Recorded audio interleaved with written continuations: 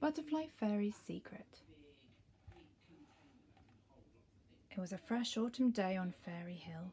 The whole kingdom was aglow with warm colours. This was an important time of the year for the fairies. It was harvest time. The fairies were very busy, foraging far and wide for all the nuts, berries and firewood they could find. It was hard work, collecting supplies and flitting through tunnels to the underground store.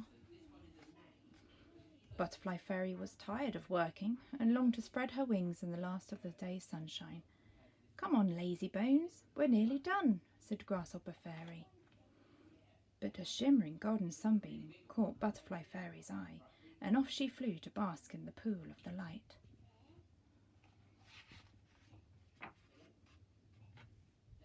"That's better," sighed Butterfly Fairy. But what was that noise? Shuffle, shuffle. Rustle, rustle. A large woolly caterpillar was wriggling around, half covered in a silky sack. "Excuse me," Butterfly Fairy asked shyly, "what are you doing?" "Oh, hello," the butterfly said, yawning. "I'm trying to finish my cocoon. Please don't be frightened," he added with a smile. "I'm really not scary at all." He had a friendly face. "You look tired and hungry," Butterfly Fairy said. "Here, have the last of my bilberries." The caterpillar gobbled them up. "Thank you, Butterfly Fairy. I feel better already." Butterfly Fairy visited the caterpillar secretly every day with bundles of goodies.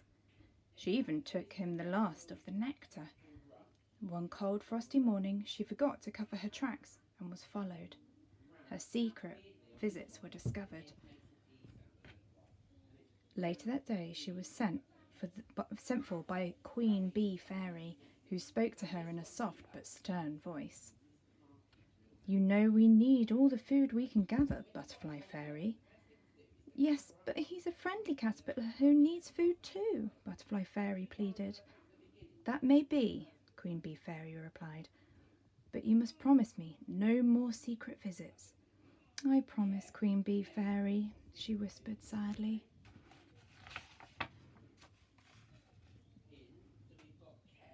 Soon Fairy Hill was blanketed with snow. The fairies huddled around glowing fires, sipping warm honey, roasting nuts, and telling stories. One night, Butterfly Fairy was tucked up in her cosy bed, watching as snowflakes covered the tiny windows. "I do hope the caterpillar finished his cocoon before the snow," she thought, as she fell into a restless sleep. A loud banging noise woke Butterfly Fairy. Grasshopper Fairy leapt into the room. "Our winter store is being stolen," he shouted. They raced through the tunnels to join the rest of the fairies. "I think it's that caterpillar," someone shouted. "No," Butterfly Fairy cried. "He'd never do such a horrible thing. And besides, he must be asleep in his cocoon by now." Grasshopper Fairy was the only one to nod in agreement. Butterfly Fairy fled from the hall, followed by Grasshopper Fairy. "We must find the caterpillar before the others do," she said, packing her basket. "Come on, let's go." They flew over the winter woods and at last found the caterpillar. "Oh, caterpillar, are you all right?" Butterfly Fairy poured a drop of honey into his mouth to wake him up. "All the better for seeing you," whispered the sleepy caterpillar. "But I do feel quite strange." He stretched from head to tail and his cocoon ripped open. What do you think might happen next, children? After the cocoon, what happens? "Wow!" gasped the two fairies. Out of the cocoon crawled the most beautiful moth. "Brr!" the moth said, shivering. "It's still winter. What's going on?" The fairies looked very worried.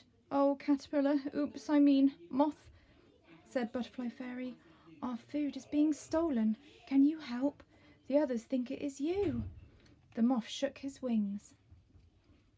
"One good deed deserves another," he announced in between big yaws.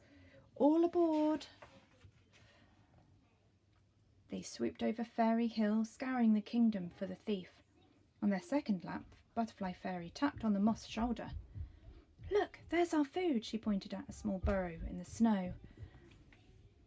Suddenly, a greedy brown mouse scampered out, overloaded with berries. "We've got to stop him," exclaimed Butterfly Fairy. "Hold on," yelled the moth as he gathered strength and flew as quickly as he could towards the mouse. The winter sun cast a shadow. The mouse stopped in his tracks. Thinking the shadow belonged to a hungry owl, he dropped the berries and ran as far away from Fairy Hill as his stubby legs could carry him. "Hooray! Hooray! Moth has saved the day!" the fairies cheered. Queen Bee Fairy stepped forward. "Your kindness to the moth has helped us all, Butterfly Fairy." And turning to the moth, she said, "What a fine moth you are! How can we repay you?" He yawned. "I wouldn't mind a snooze." That evening, Butterfly Fairy made the moth a bedtime drink of warm honey and blueberry juice.